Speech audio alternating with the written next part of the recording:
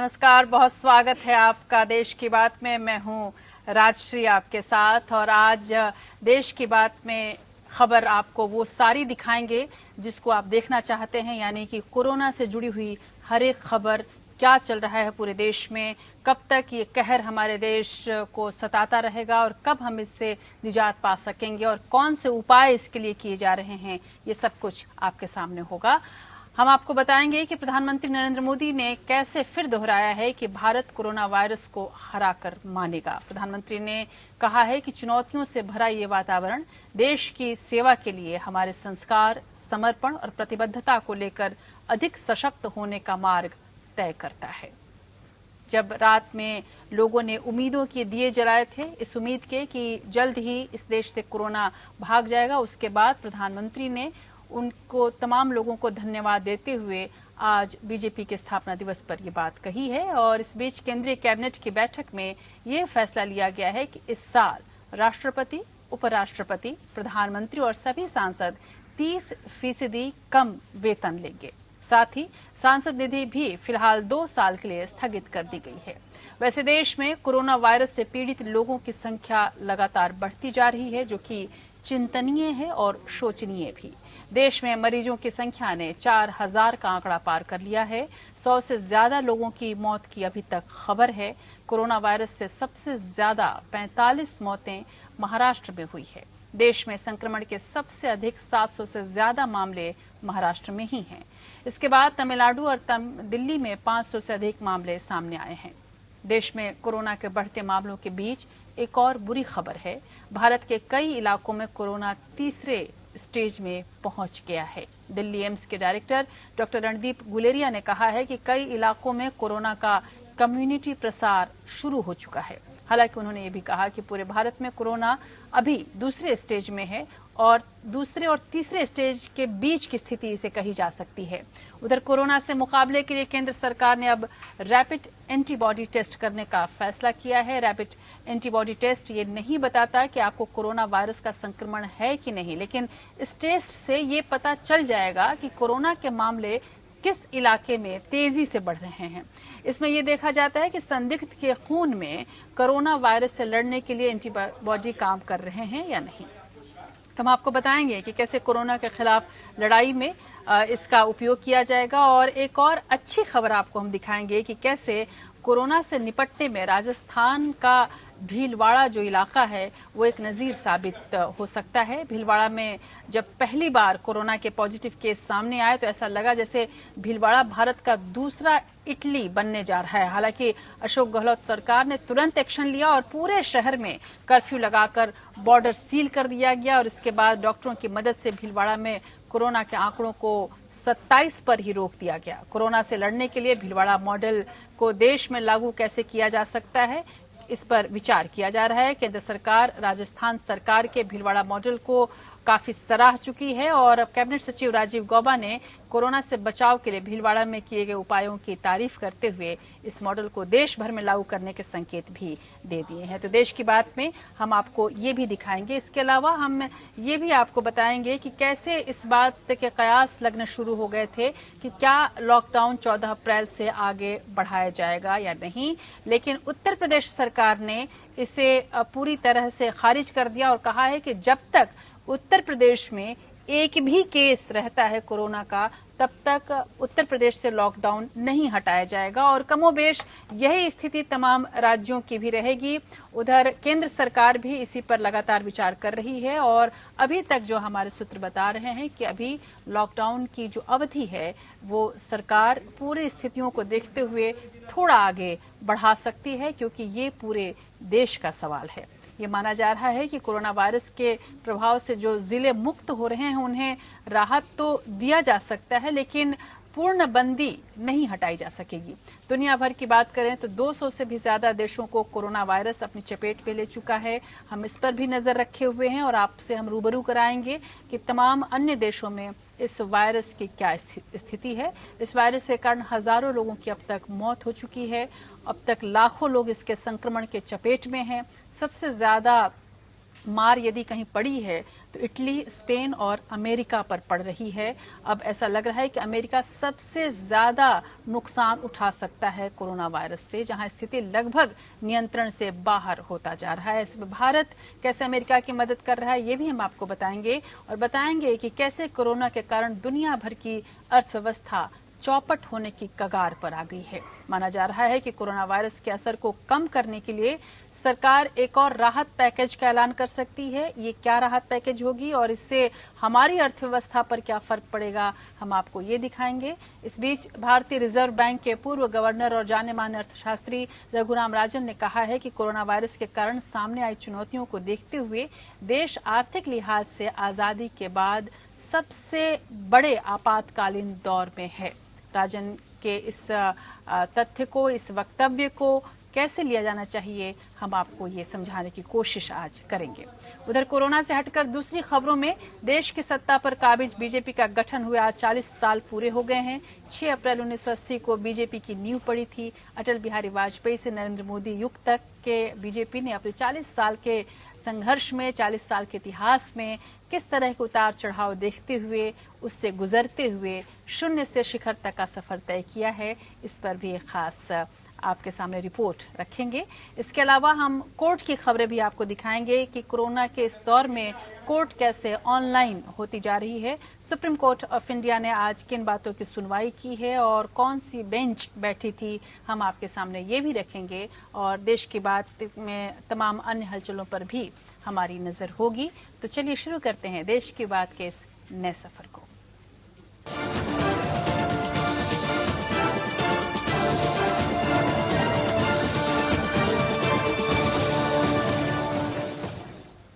जब देर रात 9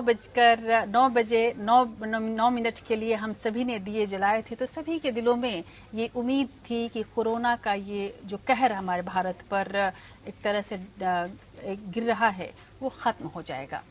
और इसी उम्मीद को बांधते हुए, इसी उम्मीद के साथ हमने दिए जलाए थे, और इन्हीं दियों की लौ की उम्मीद को प्रधानमंत्री मोदी ने भी समझा है और उन्होंने कहा है कि सबको धन्यवाद। और इसके अलावा प्रधानमंत्री मोदी ने धन्यवाद कहते कहते आज और क्या कुछ कहा, ये सब कुछ जानने लायक है। प्रधानमंत्री नरेंद्र मोदी ने इस संकल्प को एक बार फिर से दोहराया कि भारत कोरोना वायरस को हराकर रहेगा। प्रधानमंत्री ने ये कहा कि आज पूरी मानव जाति पर संकट है। चुनौतियों से भरा ये वातावरण देश की सेवा के लिए हमारे संस्कार, समर्पण और प्रतिबद्धता को लेकर अधिक सशक्त होने का मार्ग तय करता है।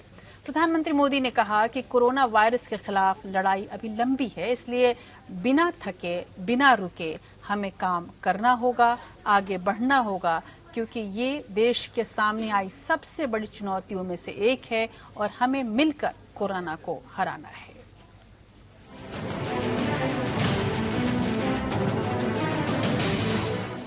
कोरोना के खिलाफ लड़ाई में पूरा देश एकजुट है। पहले ताली और थाली के जरिए देश ने इस महामारी के खिलाफ सामूहिकता का बोध कराया, तो रविवार को दिया जलाकर कोरोना के अंधकार पर प्रकाश के विजय का पर्व मनाया।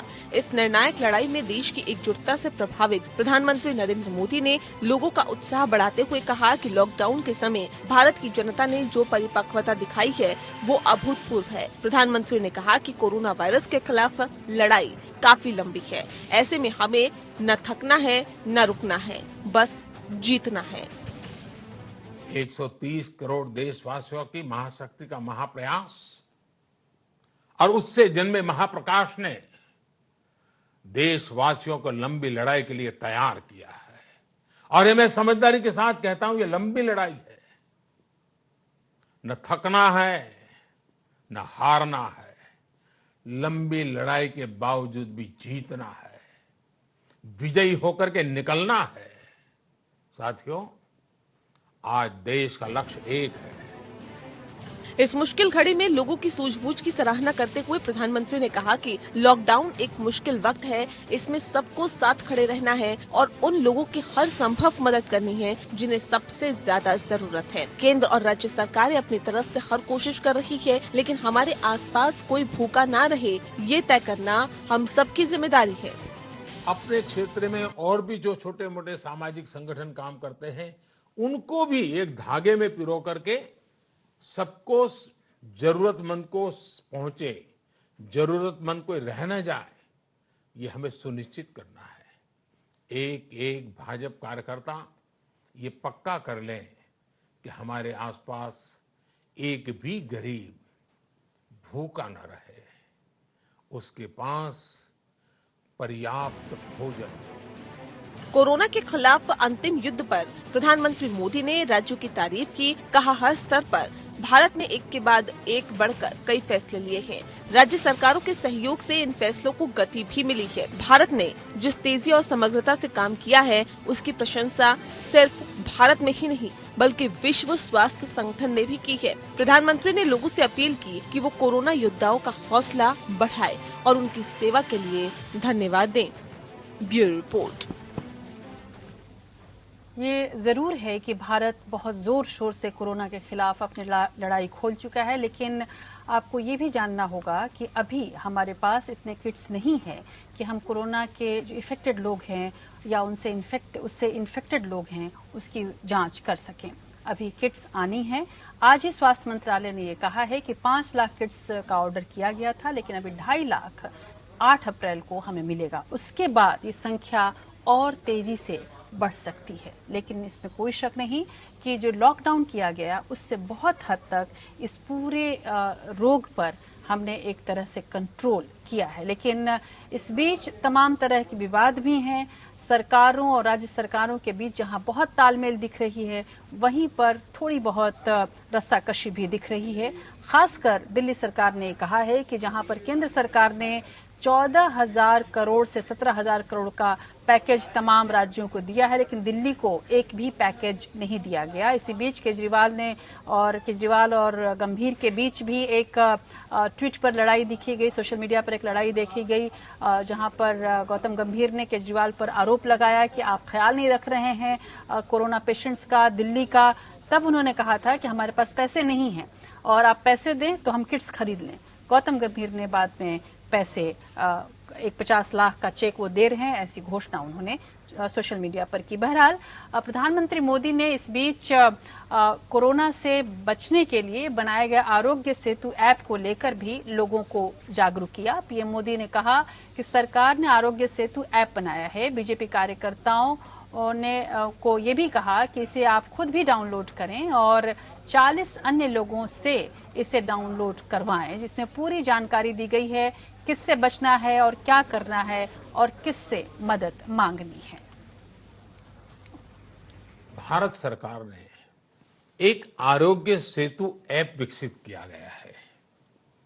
हमने इस आरोग्य सेतु ऐप को डाउनलोड करने के लिए मेरा चौथा आग्रह है कि ज्यादा से ज्यादा लोगों को जानकारी दें और कम से कम 40 लोगों के मोबाइल में ये ऐप आप इंस्टॉल करवाए ही और उसके अंदर उनकी जो जानकारी है वो डाल दी जाए।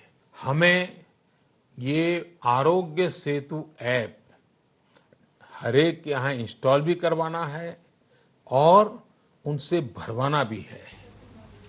उधर कोरोना वायरस को लेकर देश भर में कई अहम कदम उठाए जा रहे हैं। इसे लेकर कैबिनेट की बैठक भी हुई है और हाई पावर कमेटी की बैठक भी होगी, खासकर लॉकडाउन को लेकर, और जिसमें कुल मिलाकर ये समझा गया है कि लॉकडाउन को अभी पूरी तरह से हटा लेना ये बहुत ठीक फैसला नहीं होगा। लेकिन इस बीच जब कैबिनेट की बैठक हुई, कैबिनेट के बैठक के बाद केंद्रीय मंत्री प्रकाश जावड़ेकर ने स्पष्ट किया कि सांसदों की सैलरी 30% कम करने का फैसला ले लिया गया है। इसमें प्रधानमंत्री नरेंद्र मोदी समेत अन्य कैबिनेट मंत्रियों की सैलरी में भी कटौती होगी। ये कटौती पूरे 1 साल तक रहेगी। सांसदों के अलावा राष्ट्रपति, उपराष्ट्रपति और राज्यपाल भी अब कम सैलरी, कम वेतन लेंगे। हालांकि ये कटौती उनकी अपनी इच्छा से की गई है। इसके अलावा सांसद निधि फंड 2 सालों के लिए पूरी तरह से स्थगित कर दिया गया है।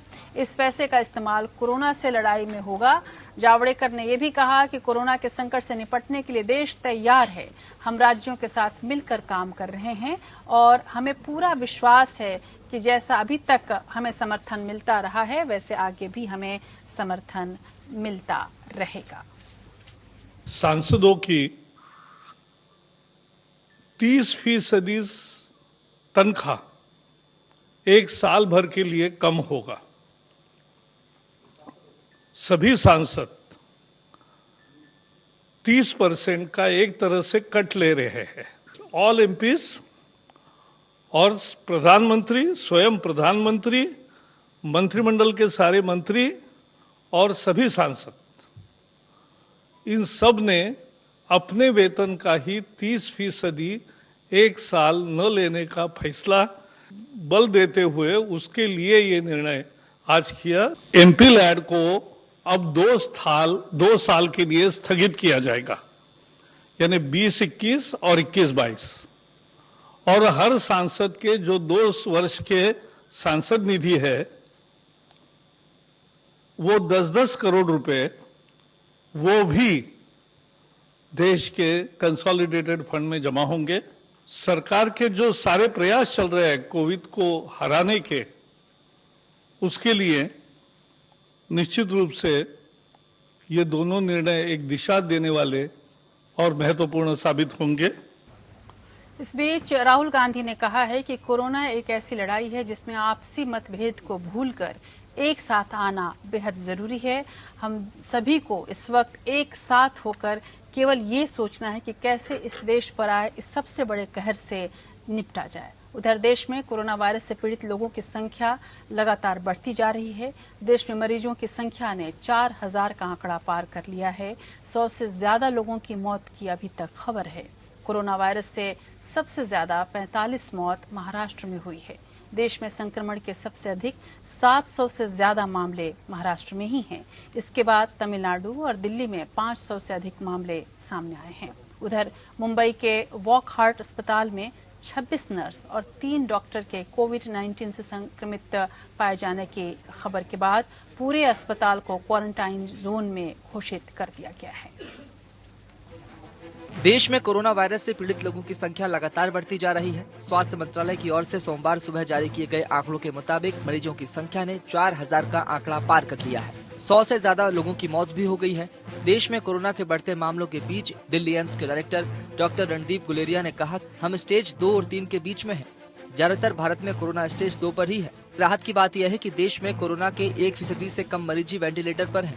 17 राज्यों के सिर्फ 2% से थोड़े ज्यादा 73 मरीज गंभीर स्थिति के कारण आईसीयू में हैं और करीब 32 मरीज वेंटिलेटर पर हैं। दरअसल भारत में कोरोना के गंभीर मरीजों की संख्या कम होने को लेकर कई अवधारणाएं हैं, लेकिन इन पर मुहर लगना बाकी है। कोरोना का जो वायरस है वह आरएनए वायरस है। भारत में डेंगू का बेहद प्रसार रहा है। जीका, मलेरिया से भी काफी लोग कभी न कभी चपेट में आए हैं और इनकी दवाओं के कारण हमारे अंदर ऐसे एंटीबॉडी हैं जो इस वायरस का बेहतर मुकाबला कर पाने में सक्षम है। बीसीजी टीकाकरण के कारण भी भारतीयों की प्रतिरोधक क्षमता दूसरे देशों की तुलना में अच्छी है। भारत में बुजुर्गों की संख्या स्पेन, इटली या अमेरिका जैसे देशों के मुकाबले कम है। इस कारण भी भारत में गंभीर स्थिति वाले मरीजों की संख्या कम है।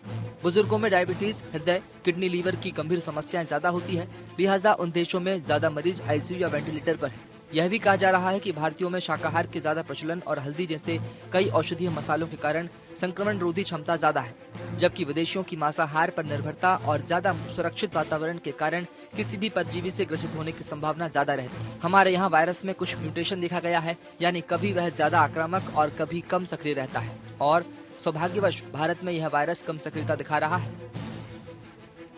Bureau report.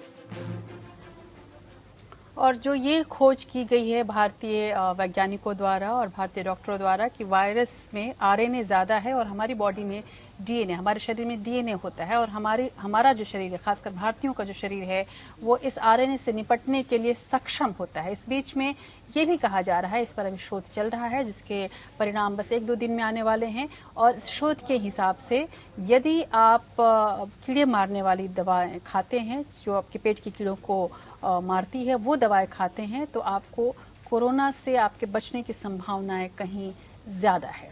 और ऐसे भी ये बहुत ही स्वास्थ्यवर्धक होता है, इसलिए खाया जा सकता है, लेकिन आपको ये ध्यान देना होगा कि बिना किसी डॉक्टर से पूछे बिना ये दवा आप इस तरह की ना खाएं और ख़ासकर यदि आप एनीमिक हैं तो इस तरह की दवा आप न खाएं बिना डॉक्टर की सलाह के। लेकिन अभी इस पर शोध चल रहा है। इस बीच में खबर ये भी आ रही है कि अमेरिका में ट्रंप ने एक बार फिर से कहा है कि एंटी मलेरियल दवाएं जो हैं वो ज़रूरी हैं अमेरिका को, और उसके एक बार फिर से उन्होंने एक तरह से इंडोर्समेंट की है और पूरे विश्व से वो मंगा रहे हैं। और इसके लिए ज़्यादा निर्भरता अमेरिका की भारत पर है, क्योंकि भारत मलेरिया की दवाओं का बनाने में सबसे ज़्यादा सक्षम है और सबसे ज़्यादा दवाएं यहाँ की कंपनीज बनाती हैं, क्योंकि कभी मलेरिया भारत के लिए अभिशाप हुआ करता था। तो अभी इस बीच हम आपको ये भी बता दें कि देश में कोरोना के बढ़ते मामलों के बीच एक और बुरी खबर है। भारत के कई इलाकों में कोरोना तीसरे स्टेज में पहुंच गया है। दिल्ली एम्स के डॉक्टर और डायरेक्टर डॉक्टर रणदीप गुलेरिया ने कहा है कि कई इलाकों में कोरोना का कम्युनिटी प्रसार शुरू हो चुका है। हालांकि उन्होंने कहा कि पूरे भारत में कोरोना दूसरे स्टेज और तीसरे स्टेज के बीच में है, लेकिन बहुत जल्द ये तीसरे स्टेज को छू सकता है।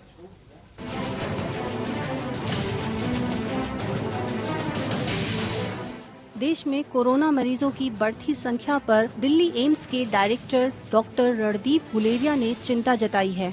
उन्होंने कहा कि कुछ इलाकों में केस एकदम से बढ़ गए हैं और कुछ क्षेत्रों में लोकलाइज्ड कम्युनिटी स्प्रेड भी हो रहा है, जैसे मुंबई में। उन्होंने कहा कि हम स्टेज 2 और 3 के बीच में हैं। ज्यादातर भारत में कोरोना स्टेज 2 में ही हैं। डॉक्टर रणदीप गुलेरिया ने कहा कि कुछ हॉट स्पॉट्स में लोकल कम्युनिटी स्प्रेड हो रहा है, वैसे वहां पर भी अभी स्थिति पर काबू पाया जा सकता है। डॉक्टर गुलेरिया ने कहा कि शुरुआती कम्युनिटी स्प्रेड कुछ पॉकेट्स में शुरू हो रहा है, इसलिए अब हमारा ज्यादा सतर्क रहना जरूरी हो गया है। तबलीगी जमात के कारण जो बीमारी रुकी हुई थी वह थोड़ी सी बढ़ गई है। उन्होंने कहा है कि जरूरी है कि तबलीगी जमात के लोगों को ट्रेस किया जाए और जहां जहां ये लोग गए हैं वहां इनके संपर्क में आए लोगों को क्वारंटीन किया जाए। अगर आप में थोड़े भी लक्षण दिखते हैं तो भी जरूरी है कि आप घर पर ही रहें और घर के बाहर न निकलें। दिल्ली एम्स के डॉक्टर ने कहा कि कोरोना वायरस की चपेट में डॉक्टर भी आ रहे हैं, इसलिए काफी भय का माहौल है। डॉक्टरों के परिवार को भी कोरोना हो सकता है। लोगों को डॉक्टर का ज्यादा साथ देना चाहिए। लॉकडाउन के सवाल पर डॉक्टर रणदीप गुलेरिया ने कहा कि 10 अप्रैल के बाद जब और डेटा आएंगे तभी हम कह पाएंगे कि लॉकडाउन बढ़ना चाहिए या नहीं। स्थिति सामान्य होने में तो समय लगेगा, क्योंकि यह वायरस जाने वाला नहीं है। Bureau report. और यदि पूरी दुनिया की बात करें तो लगभग 70,000 से ज्यादा लोगों की अभी तक मौत हो चुकी है पूरी दुनिया में। उधर कोरोना से मुकाबले के लिए केंद्र सरकार ने अब रैपिड एंटीबॉडी टेस्ट करने का फैसला किया है। ये टेस्ट बुधवार से शुरू किए जाने के आसार हैं। Indian council for medical research के डॉक्टर रमन गंगा खेड़कर ने बताया कि सरकार को 1-2 दिन में टेस्ट किट्स मिलने की संभावना है और उम्मीद है कि बुधवार से ये टेस्ट शुरू कर दिए जाएंगे। इन टेस्ट के लिए सरकार ने एक एडवाइजरी भी जारी कर दी है।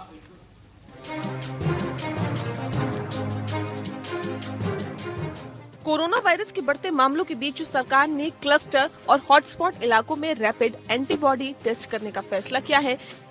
इस टेस्ट के लिए Indian council of medical research यानी ICMR को 8 अप्रैल से 7 लाख टेस्ट किट मिलेंगे। रैपिड एंटीबॉडी टेस्ट किट की डिलीवरी ICMR को चरणबद्ध तरीके से मिलेगी। बीते दिनों ICMR ने एक एडवाइजरी जारी की थी, जिसमें कहा गया था कि क्लस्टर या हॉटस्पॉट इलाकों में रैपिड एंटीबॉडी टेस्ट किया जाए। रैपिड एंटीबॉडी ब्लड टेस्ट में मरीज के खून का सैंपल लिया जाता है। इसका रिजल्ट 15 से 20 मिनट में आ जाता है। इसमें उंगली में सुई चुभोकर खून का सैंपल लेते हैं। इसमें ये देखा जाता है कि संदिग्ध के खून में कोरोना वायरस से लड़ने के लिए एंटीबॉडी काम कर रहे हैं या नहीं। ये टेस्ट उन लोगों में ज्यादा कारगर है जिनके लक्षण शुरू में नहीं दिखाई देते। हालांकि रैपिड एंटीबॉडी टेस्ट ये नहीं बताता है कि आपको कोरोना वायरस का संक्रमण है कि नहीं, लेकिन इससे ये पता चल जाता है कि कोरोना के मामले किस इलाके में तेजी से बढ़ रहे हैं। ये टेस्ट उन जगहों पर किए जाएंगे जहां कोरोना के केस ज्यादा है। इसके अलावा बहुत ज्यादा लोगों की मौजूदगी वाले स्थानों और किसी जगह से ले जाकर क्वारंटीन किए गए लोगों के भी इस तरह के टेस्ट किए जाएंगे। कई विशेषज्ञ काफी समय से इस तरह का टेस्ट कराने की मांग कर रहे थे। Bureau report. और मैं आपको बता दूं कि कोरोना में सबसे ज्यादा यदि प्रभाव किसी चीज पर पड़ा है तो वो हमारे मानसिक स्वास्थ्य पर पड़ा है। हमारे अंदर एक तरह का डिप्रेशन पैदा हो रहा है और इससे लड़ने की बेहद ज्यादा जरूरत है। कोरोना असाध्य अभी लग रहा है, लेकिन असाध्य बीमारी नहीं है। हमारा शरीर इससे लड़ने में सक्षम है यदि आपका मानसिक स्वास्थ्य ज्यादा अच्छा रहे, ऊंचा रहे। उधर राजस्थान का भीलवाड़ा मॉडल कोरोना वायरस से निपटने के लिए देश के सामने एक नजीर साबित हो सकता है। भीलवाड़ा में जब पहली बार कोरोना के पॉजिटिव केस सामने आए तो ऐसा लगा जैसे भीलवाड़ा भारत का दूसरा इटली बनने जा रहा है। एक के बाद एक मौत की खबर। हालांकि अशोक गहलोत सरकार ने तुरंत एक्शन लिया और पूरे शहर में कर्फ्यू लगाकर बॉर्डर पूरी तरह से सील कर दिया गया और जिसके बाद डॉक्टरों की मदद से भीलवाड़ा में कोरोना के आंकड़ों को 27 पर ही रोक दिया गया। कोरोना से लड़ने के लिए भीलवाड़ा मॉडल को देश में लागू किया जा सकता है। राष्ट्रीय स्तर पर अब इसको सोचा जा रहा है।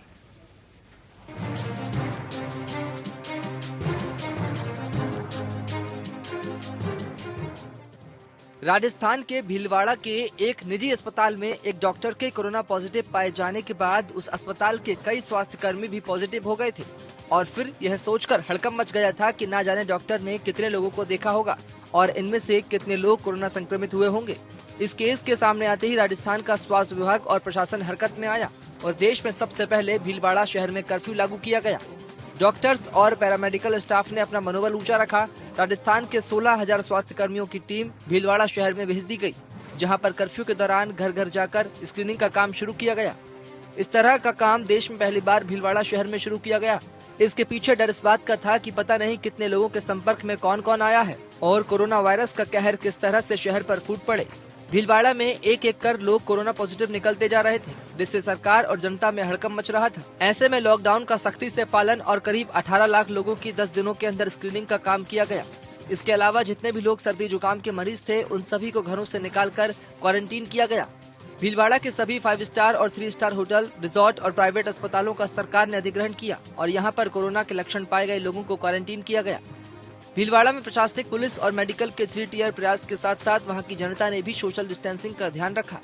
इन सब कदमों के चलते भीलवाड़ा में कोरोना के मामले आगे नहीं बढ़े और इस पर काफी हद तक नियंत्रण कर लिया गया है। भीलवाड़ा में 27 लोगों में से अब सिर्फ 7 लोग कोरोना पॉजिटिव बचे हैं, बाकी 20 लोग ठीक होकर घर जा चुके हैं। केंद्र सरकार ने राजस्थान सरकार के भीलवाड़ा मॉडल को काफी सराहा है और यह ब्यौरा मांगा है कि किस तरह से भीलवाड़ा शहर में कोरोना पॉजिटिव लोगों का इलाज किया गया और कोरोना के संक्रमण को फैलने से रोका गया। कैबिनेट सचिव राजीव गौबा ने कोरोना से बचाव के लिए भीलवाड़ा में किए गए उपायों की तारीफ करते हुए इस मॉडल को देश भर में लागू करने के संकेत भी दिए हैं। Bureau report. इस बीच कोरोना वायरस के प्रभाव से जो जिले मुक्त हैं उन्हें राहत देते हुए पहले पूर्णबंदी हटाई जा सकती है, ऐसा बहुत से राज्यों के अधिकारियों का मानना है। हालांकि इस पर फैसला कोई स्पष्ट नहीं लिया गया है। इस बात के संकेत अभी तक मिल रहे हैं कि चरणबद्ध तरीके से पूरे देशबंदी को हटाया जा सकता है ताकि सामान्य गतिविधि शुरू की जा सके और खासकर जहां पर कहीं कोई केस नहीं है वहां पर ज्यादा सुविधाएं दी जाएं, इस तरह की बंदी को हटाया जाए। भारत में अब तक कोविड-19 के 4,000 से ज्यादा मामले सामने आ चुके हैं और संक्रमण 4.1 दिनों की दर से दोगुना हो रहा है।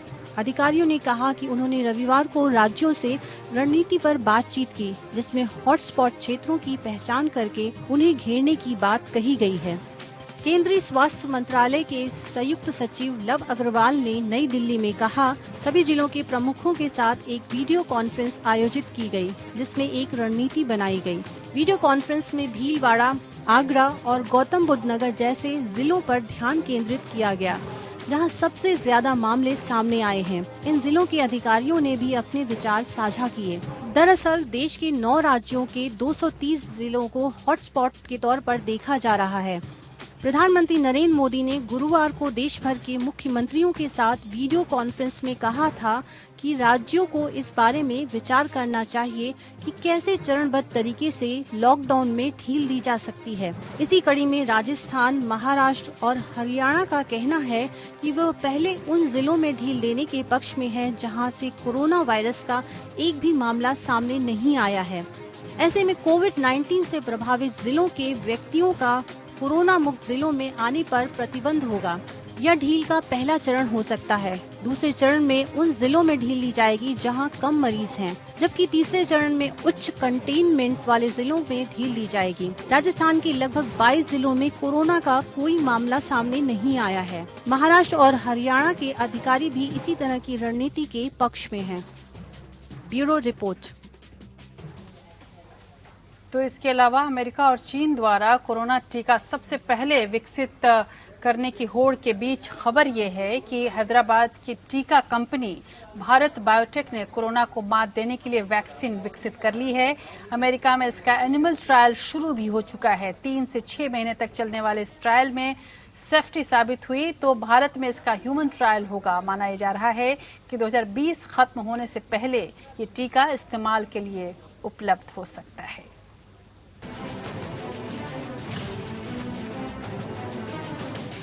हैदराबाद स्थित भारत बायोटेक कोरोफ्लू नाम की वैक्सीन बना रहा है। कोरोना वायरस के इलाज के लिए बनाई जा रही वैक्सीन शरीर में सिरिंज से नहीं डाली जाएगी, बल्कि इस वैक्सीन की एक बूंद को पीड़ित इंसान की नाक में डाला जाएगा। इस वैक्सीन का पूरा नाम कोरोफ्लू 1 ड्रॉप कोविड-19 नेसल वैक्सीन है।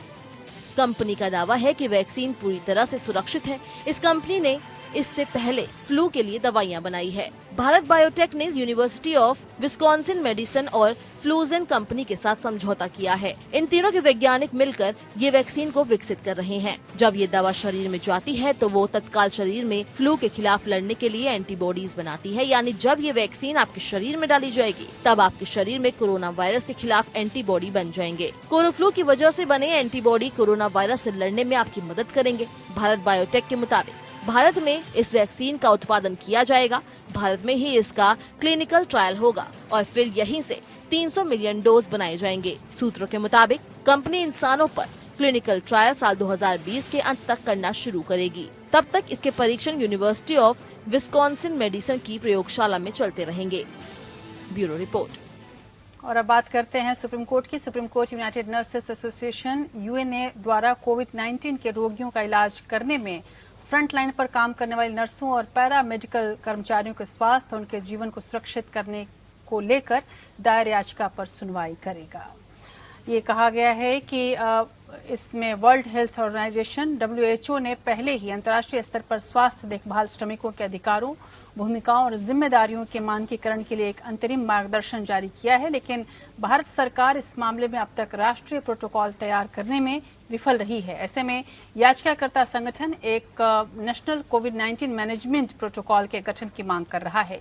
याचिका में कहा गया कि देश में व्यक्तिगत सुरक्षा उपकरण PPE की कमी और संक्रमण की रोकथाम और नियंत्रण पर प्रशिक्षण की कमी से फ्रंटलाइन चिकित्सा कर्मचारियों का स्वास्थ्य जोखिम में पड़ सकता है। ये भी बताया गया है कि देश के कई राज्यों के डॉक्टरों सहित 50 से अधिक स्वास्थ्य देखभाल कार्यकर्ता कोविड-19 के पॉजिटिव पाए गए हैं। याचिका में सरकार से सभी स्वास्थ्य देखभाल कर्मियों को प्रधानमंत्री गरीब कल्याण पैकेज हेल्थ वर्कर्स फाइटिंग कोविड-19 के तहत प्रदान किए गए व्यक्तिगत दुर्घटना कवर के दायरे का विस्तार करने का अनुरोध किया गया है, जिसमें एडहॉक पर काम कर रहे स्वास्थ्य कर्मी भी शामिल हैं। अभी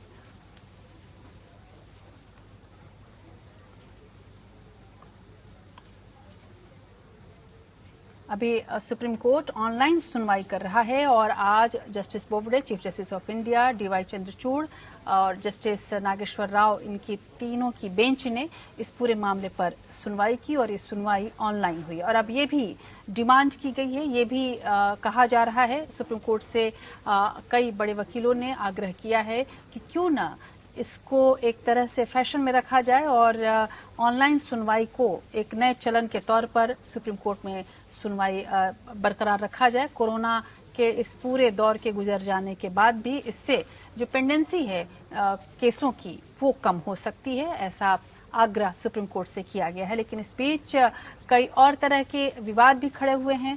स्कोरा ने सुप्रीम कोर्ट से कहा है कि वो इस तरह के जो बेंच बनाकर और सुनवाई कर रही है ये बहुत स्वास्थ्य वर्धक नहीं है सुप्रीम कोर्ट के लिए, और इसलिए जो बेंचों का गठन है उसमें ज्यादा पारदर्शिता लाने की जरूरत है। इस बीच लगभग 2000 करोड़ रुपए खर्च करने और बड़ी बड़ी योजनाएं बनाने के बाद भी केंद्र और दिल्ली सरकार 25 साल में यमुना को साफ नहीं कर पाई। लेकिन कोरोना वायरस के संक्रमण के चलते लॉकडाउन के कारण दिल्ली में यमुना करीब 60% तक साफ हो गई है। आजकल आप बाहर निकलते होंगे, यदि आप दिल्ली में रहते हो या देश में कहीं भी रहते होंगे, आपको अपने देश, अपने शहर का, अपने आसपास का, अपने गांव का आसमान भी आपको साफ दिखता होगा और वहाँ की नदियाँ भी साफ दिखती होंगी। हम दिल्ली वालों के लिए यमुना का भी यही हाल है। 12 दिन में पल्ला से वजीराबाद बैराज के पहले तक और सिग्नेचर ब्रिज से ओखला बैराज तक पानी शीशे जैसा साफ हो गया है।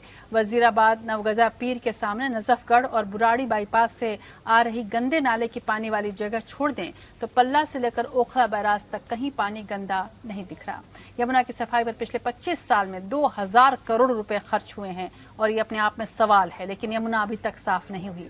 अब लॉकडाउन के महज कुछ ही दिनों में यमुना 60% तक साफ दिखाई देने लगी है और यही हाल कई अन्य नदियों का भी है।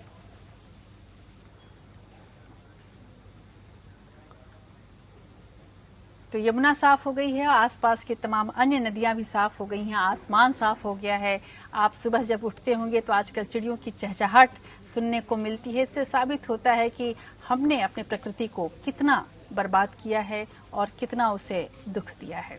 बहरहाल ये संभलने का वक्त है और समझने का भी वक्त है और उम्मीद की जा सकती है कि इन तमाम जो समस्याएं हैं उनसे निपटने के बाद हम प्रकृति को लेकर उतने ही गंभीर रहेंगे जितना भी ना चाहते हुए गंभीर हो गए हैं।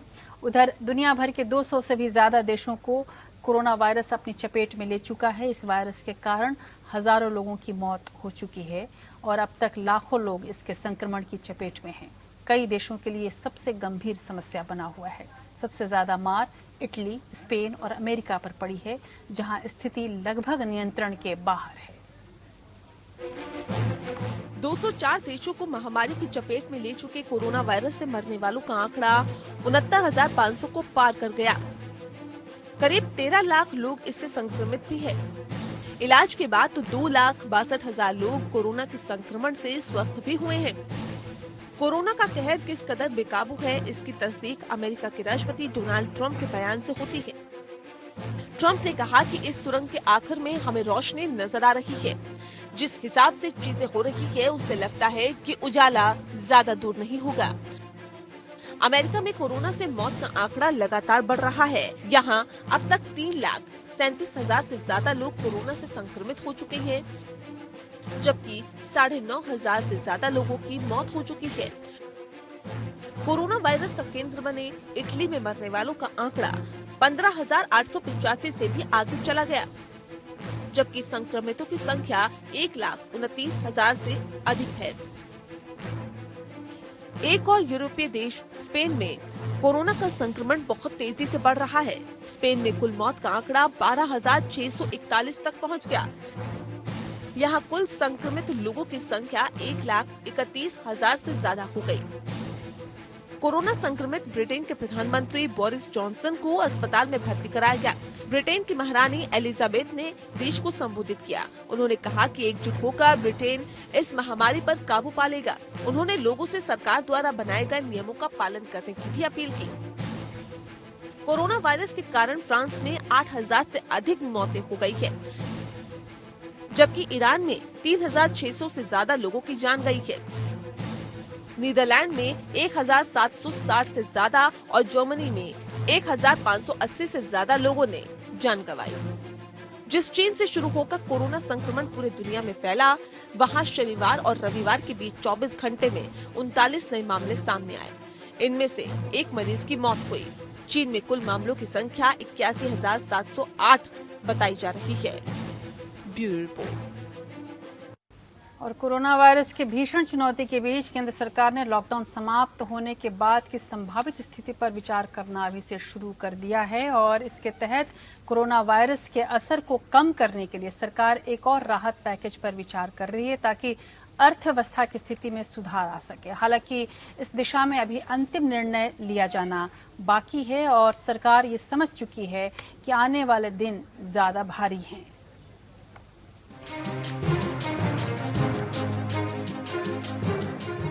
देश में जारी लॉकडाउन की अवधि 14 अप्रैल तक है। इसके बाद सरकार को इस पर आगे फैसला लेना है। फिलहाल खबर है कि सरकार अब उन मुद्दों पर ध्यान दे रही है जो लॉकडाउन के खत्म होने के बाद सामने आ सकते हैं। सरकार चाहती है कि खपत को फिर से तेज किया जाए, इसलिए इस दिशा में कुछ उपाय करने की भी जरूरत होगी। ऐसे में अगर सरकार की तरफ से किसी पैकेज की घोषणा होती है तो कोरोना वायरस के असर को रोकने की दिशा में यह उसकी तीसरी अहम पहल होगी। पीएम मोदी के 24 मार्च को देशव्यापी लॉकडाउन की घोषणा करने से कुछ घंटे पहले ही वित्त मंत्री निर्मला सीतारमण ने करदाताओं और व्यवसायियों के लिए कुछ राहत उपायों की घोषणा की थी। उसके 2 दिन बाद ही गरीबों और वंचितों को सहारा देने के लिए वित्त मंत्री ने 1.7 लाख करोड़ रुपए के प्रधानमंत्री गरीब कल्याण राहत पैकेज की घोषणा की है। माना जा रहा है कि सरकार कुछ कल्याणकारी और दूसरी सरकारी योजनाओं को लॉकडाउन बाद की स्थिति के मुताबिक बेहतर बनाने की संभावना पर गौर कर रही है। इसके लिए कई तरह के विकल्प सामने हैं। विभिन्न मंत्रालयों द्वारा दी जाने वाली छात्रवृत्ति और अधिक छात्रवृत्ति, रबी मौसम की फसलों की कटाई जैसे कई मुद्दे उसके समक्ष हैं और सरकार उन पर एक एक कर विचार कर रही है।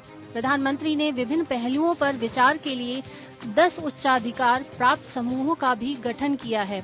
इनमें से एक समूह को आर्थिक उपायों के बारे में सुझाव देने का काम दिया गया है।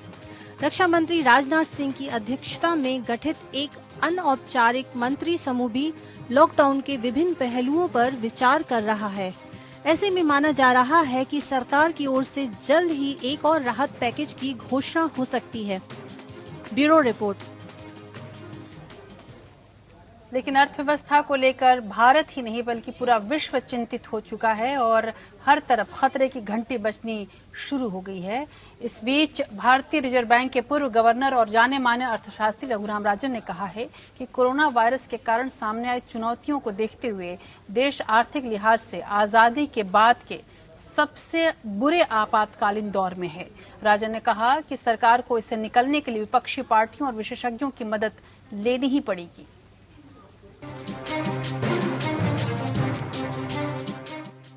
कोरोना संकट से जूझ रही सरकार के लिए अर्थव्यवस्था को संभालना बड़ी चुनौती है। इसको देखते हुए भारतीय रिजर्व बैंक के पूर्व गवर्नर और जाने माने अर्थशास्त्री रघुराम राजन ने अपनी राय रखी है। राजन ने हालिया समय में संभवतः भारत की सबसे बड़ी चुनौती शीर्षक से एक ब्लॉग पोस्ट में कहा है कि यह आर्थिक लिहाज से संभवतः आजादी के बाद की सबसे बड़ी आपात स्थिति है। 2008 और 9 के वैश्विक आर्थिक संकट के दौरान मांग में भारी कमी आई थी, लेकिन तब हमारे कर्मचारी काम पर जा रहे थे। हमारी कंपनियां साल दर साल लगातार ग्रोथ के कारण मजबूत थीं।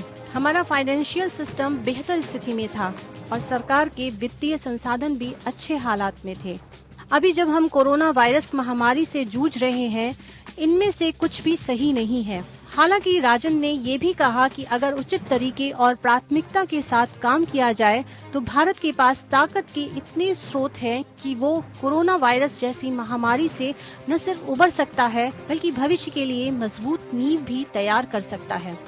राजन ने कहा कि सारे काम प्रधानमंत्री कार्यालय से नियंत्रित होने से ज्यादा फायदा नहीं होगा, क्योंकि वहाँ लोगों पर पहले से काम का बोझ ज्यादा है। राजन ने कहा कि मौजूदा वक्त में बहुत कुछ करने की जरूरत है। सरकार को उन लोगों को बुलाना चाहिए जो अपना अनुभव और अपनी क्षमताएं साबित कर चुके हैं। भारत में ऐसे कई लोग हैं जो सरकार को इससे उबरने में मदद कर सकते हैं। सरकार राजनीतिक विभाजन की रेखा को लांघकर विपक्षी पार्टियों से भी मदद ले सकती है, जिसके पास पिछले वैश्विक वित्तीय संकट से देश को निकालने का अनुभव है। राजन ने कहा कि हम लंबे समय तक लॉकडाउन नहीं रह सकते हैं। ऐसे में हमें इस बात पर विचार करना होगा कि किस तरह से संक्रमण को सीमित रखते हुए आर्थिक गतिविधियों को दोबारा शुरू किया जाए। उन्होंने कहा कि भारत को अब इस बारे में भी योजना तैयार करने की जरूरत है कि अगर लॉकडाउन के बाद भी वायरस पर काबू नहीं पाया जा सका तब क्या किया जाएगा। Bureau report.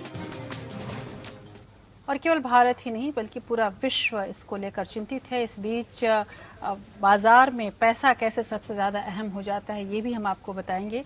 चीन में जब ये त्रासदी फैली, ये वायरस फैला, तो इटली उसकी मदद के लिए जिस तरह के किट्स भेज रहा था, वही किट जब चीन इटली को वापस भेज रहा है अब, और उसके लिए ज़्यादा पैसे ले रहा है। इटली ने उस चीन की मदद की थी, लेकिन चीन की चाल ऐसी ही होती है और हर जगह चीन बिजनेस को ज़्यादा, व्यापार को ज़्यादा अहमियत देता है, क्योंकि चीन को भी ये पता है कि आने वाला दिन ज़्यादा अहम होने जा रहा है, ज़्यादा संक्रमण का काल होने जा रहा है। ऐसे में बाजार की ज़रूरत को समझना और बाजार में अपना दबदबा कैसे बनाए रखना है, इसकी तैयारी अभी से चीन करने लगा है। उधर दुनिया की सबसे ऊंची मूर्ति स्टैचू ऑफ यूनिटी बेचने के लिए ऑनलाइन विज्ञापन देने वाले व्यक्ति के खिलाफ नर्मदा जिले के केवड़िया पुलिस ने एफआईआर दर्ज की है। जी हाँ, बिल्कुल सही सुन रहे हैं आप। स्टैचू ऑफ यूनिटी को बेचने के लिए एक ऑनलाइन एक तरह से बिडिंग की गई। केवड़िया पुलिस ने इसके खिलाफ एफआईआर दर्ज की है। OLX वेबसाइट पर दिए गए इस विज्ञापन में स्टैचू की कीमत 30,000 करोड़ लगाई गई थी। विज्ञापन में कहा गया था कि स्टैचू बेचकर कोरोना का इलाज करने में जुटे अस्पतालों और इसकी सुविधाओं पर होने वाले सरकार के खर्च की भरपाई की जाएगी। Statue of unity Sardar Patel का स्मारक है। इसका उद्घाटन प्रधानमंत्री नरेंद्र मोदी ने 2018 में किया था। इसकी ऊंचाई 182 मीटर है और ये दुनिया की सबसे बड़ी स्टैचू है। अब तक इसे देखने दुनिया भर से कई लाख लोग पहुंच चुके हैं। किसी अनजान व्यक्ति ने यह विज्ञापन दिया था। अखबार में खबर छपने के बाद स्मारक की देखरेख करने वाले अधिकारियों को इसका पता चला और उन्होंने पुलिस से संपर्क किया, जिसके बाद कार्रवाई की गई। विज्ञापन देने वाले अज्ञात व्यक्ति के खिलाफ धोखाधड़ी, महामारी कानून और IT कानून के तहत मामला दर्ज किया गया है। विज्ञापन पोस्ट करने के तुरंत बाद इसे वेबसाइट से हटा लिया गया।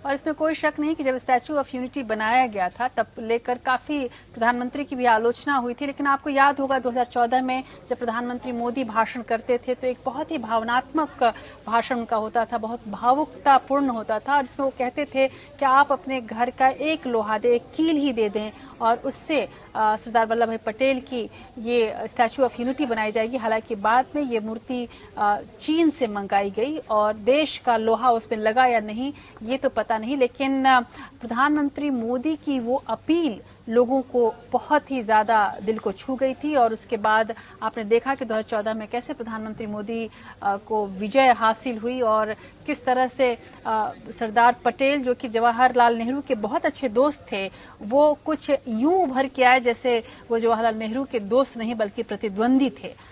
सरदार पटेल की आत्मा इसको लेकर क्या सोचती होगी ये तो भगवान जाने, लेकिन इस वजह से कई लोग ऐसे रहे जिनको नाराजगी रही प्रधानमंत्री मोदी से और ये कहा गया कि करोड़ों रुपए एक मूर्ति पर बहाने की क्या जरूरत थी, बल्कि इससे तो ज़्यादा अच्छा था कि हमारे देश में स्वास्थ्य की सेवाएं, शिक्षा की सेवाएं ये ज़्यादा अच्छा की जा सकती थी। और इसमें कोई शक नहीं कि हमारे देश में आज जो ये कोरोना की त्रासदी आई है उससे लड़ने के लिए हम इसलिए भी थोड़े अक्षम दिख रहे हैं क्योंकि हमारे देश की स्वास्थ्य सेवाएं बहुत ही लचर हैं। हमारे पूरे बजट की महज 1% ही स्वास्थ्य सेवा पर खर्च होता है, जिसकी वजह से ये नुकसान हमें ज़्यादा हो सकता है या हो रहा है। उधर नुकसान केवल इन्हीं बातों से नहीं होता है, कई अन्य तरह के भी लोग हैं जो बातों को नहीं मानने में यकीन रखते हैं। अभी महाराष्ट्र में एक खबर आई कि एक नेता के जन्मदिन को मनाने के लिए कई लोग वहां पर हजारों की संख्या में जुटे और उन्होंने नेता के जन्मदिन मनाए, जबकि पूरी तरह से महाराष्ट्र में लॉकडाउन है और ये कहा गया है कि कहीं भी भीड़ न लगे, लेकिन लोग कहाँ मानने वाले हैं। वहीं पर कुछ लोग ऐसे भी हैं जो इस अंदाज में बात मानते हैं कि उनका बात मानने का अंदाज ही दूसरों के लिए नुकसानदायक हो सकता है। देश में कोरोना को लेकर कोहराम मचा हुआ है। प्रधानमंत्री नरेंद्र मोदी इस महामारी से निपटने के लिए देशवासियों से संयम बरतने की बार बार अपील कर रहे हैं। लॉकडाउन में घर से बाहर न निकलें इसकी गुजारिश कर रहे हैं। इसी कड़ी में प्रधानमंत्री ने कोरोना वॉरियर्स के लिए लोगों से ताली, थाली और दीप जलाने के लिए भी कहा। प्रधानमंत्री के कहने पर पूरा देश एकजुट हो गया। इसमें कोई शक नहीं कि प्रधानमंत्री मोदी को पूरा देश एक नायक की तरह देखता है। सभी ने पहले ताली बजाई, फिर दीप भी जलाए। लेकिन ये जो तस्वीर आप देख रहे हैं, ये तस्वीर कुछ अलग है। इसमें केवल दीप नहीं जले बल्कि इसमें गोलियां भी चली। प्रधानमंत्री की इस मुहिम को दूसरा ही रंग दिया गया। जब पीएम मोदी ने ताली बजाने को कहा तो जुलूस निकाल दिया गया और फिर जब दीप जलाने की बात आई तो आतिशबाजी शुरू हो गई। हद तो तब हो गई जब उत्तर प्रदेश के बलरामपुर जिले के बीजेपी महिला मोर्चा की अध्यक्षा मंजू तिवारी ने अपने पति की लाइसेंसी रिवॉल्वर से फायरिंग कर डाली। मंजू तिवारी ने रिवॉल्वर से हवाई फायरिंग करके इस वीडियो को खुद ही फेसबुक पर डाला और पोस्ट किया और कहा कि वो कोरोना को भगाने के लिए ऐसा कर रही हैं। हालांकि बाद में उन्होंने अपने इस करतूत के लिए माफी भी मांगी। क्योंकि कल प्रधानमंत्री जी के एक आह्वान पर हम सब लोग कोरोना को भगाने के लिए लगातार प्रयास कर रहे थे। पूरे घर को मोमबत्ती और दिया से जलाया और जब मैं बाहर निकली तो देखा कि पूरा शहर दिया और मोमबत्ती से नहाया हुआ है। तो एक दीपावली जैसा अनुमान मन में आया, उत्साह आया और उस उत्साह में मुझसे वो गलती हो गई जो मुझे नहीं करना चाहिए और मैं इस गलती को अपनी मानती हूँ। मुझसे बहुत बड़ी गलती हुई है, इसके लिए मैं बहुत ही लज्जित हूँ, शर्मिंदा हूँ।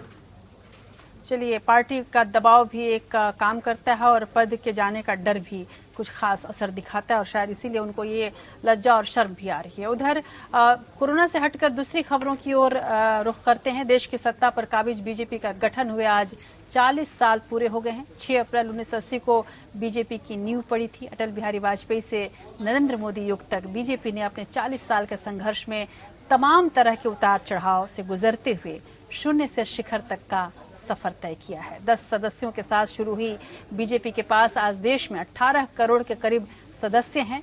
केंद्र से लेकर 18 राज्यों में अपनी या गठबंधन की सरकार है और पार्टी के 303 लोकसभा सांसद हैं। बीजेपी देश ही नहीं, दुनिया की सबसे बड़ी पार्टी होने का दावा भी करती है और एक समय वो था जब अटल बिहारी वाजपेयी ने कहा था कि अंधेरा छटेगा, कमल खिलेगा। वाकई अंधेरा कुछ इस तरह से छटा और कमल कुछ इस तरह से खिला कि पूरे विश्व की आंखें चुंधिया गईं। देखिए रिपोर्ट। अंधेरा छटेगा, सूरज निकलेगा, कमल खिलेगा। 6 अप्रैल 1980 को अटल बिहारी वाजपेयी, लाल कृष्ण आडवाणी, मुरली मनोहर जोशी, विजया राजे सिंधिया और सिकंदर बख्श जैसे नेताओं ने मिलकर बीजेपी का गठन किया था। तब बीजेपी की कमान अटल बिहारी वाजपेयी को सौंपी गई थी और पार्टी ने उनके नेतृत्व में सत्ता के शिखर तक पहुंचने का सपना देखा था। 4 साल के बाद 1984 में चुनाव हुए तो बीजेपी महज 2 सीटों पर सिमट गई। इस हार ने बीजेपी को रास्ता बदलने पर मजबूर किया और पार्टी की कमान कट्टर छवि के माने जाने वाले नेता लाल कृष्ण आडवाणी को सौंपी गई। भारतीय जनता पार्टी के 40वें स्थापना दिवस पर सभी कार्यकर्ताओं को मेरी ओर से हार्दिक शुभकामनाएं हैं। प्रधानमंत्री श्री नरेंद्र मोदी जी देश ही नहीं बल्कि दुनिया के सर्वाधिक लोकप्रिय नेता हैं और देश की जनता को उनमें पूर्ण भरोसा है। वैश्विक कोरोना संकट की इस घड़ी में जिस तरह से प्रधानमंत्री जी श्री नरेंद्र मोदी जी ने देश एवं दुनिया का प्रतिनिधित्व किया है, उसकी हर जगह सराहना हो रही है। पूरी दुनिया इस संकट से उबरने के लिए प्रधानमंत्री श्री नरेंद्र मोदी जी की ओर आशा भरी नजरों से देख रही है। कोरोना से देश को निकालने के लिए प्रधानमंत्री जी कृत संकल्पित हैं और इसे पूरा करने के लिए पार्टी का एक एक कार्यकर्ता कटिबद्ध है। आडवाणी हिंदुत्व और राम मंदिर जैसे मुद्दे को लेकर आगे बढ़े और इसके बाद ये रास्ता बनता हुआ सत्ता से शीर्ष तक चला गया। बीजेपी की संजीवनी 1989 के लोकसभा चुनाव में मिली। पार्टी 2 सीटों से सीधे देश में दूसरे नंबर की पार्टी बन गई। हिमाचल के पालमपुर में बीजेपी के राष्ट्रीय अधिवेशन में सन 1988 में अयोध्या मुद्दे को पार्टी के एजेंडे में शामिल किया गया। सोमनाथ से आडवाणी की अयोध्या रथ यात्रा ने बीजेपी में नई ऊर्जा का संचार किया। हालांकि इसी दौरान 6 दिसंबर 1992 को अयोध्या में विवादित ढांचा गिरने की घटना हुई। इसके चलते बीजेपी और संघ परिवार ने आडवाणी के बजाय उदारवादी छवि वाले अटल बिहारी वाजपेयी के चेहरे के साथ आगे बढ़ने का फैसला किया। 1995 में मुंबई अधिवेशन में अटल बिहारी वाजपेयी को बीजेपी का प्रधानमंत्री पद का उम्मीदवार घोषित किया गया। हालांकि पार्टी की कमान आडवाणी के हाथों में ही रही। अटल आडवाणी की जोड़ी ने बीजेपी को शून्य से शिखर तक पहुंचाने का काम किया। बीजेपी ने 1996 में अटल की अगुवाई में पहली बार 13 दिन की सरकार बनाई। इसके बाद 1998 में पार्टी की 13 महीने तक सरकार चली 1999 में फिर एक ऐसा वक्त आया जब अटल बिहारी वाजपेयी ने बतौर प्रधानमंत्री अपना 5 साल का कार्यकाल पूरा किया। इस तरह वो सबसे लंबे समय तक गैर कांग्रेसी प्रधानमंत्री रहे, लेकिन 2004 में अटल बीजेपी की सत्ता में वापसी नहीं करा सके। इसके चलते बीजेपी को 10 साल तक सत्ता का वनवास झेलना पड़ा। Bureau report. और देश की बात के आखिरी पड़ाव में अब आ चुके हैं हम, और आज के दिन का ऐतिहासिक महत्व क्या है ये भी हम आपको बताते हैं।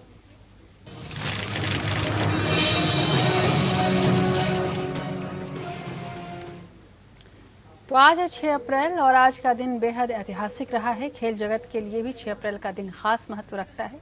खेल और खिलाड़ियों के लिए ओलंपिक खेल सबसे बड़ा आयोजन है और हर खिलाड़ी की एक ख्वाहिश होती है कि वो उस बुलंदी तक पहुंचे कि कम से कम एक बार ओलंपिक खेलों में हिस्सा ले सके।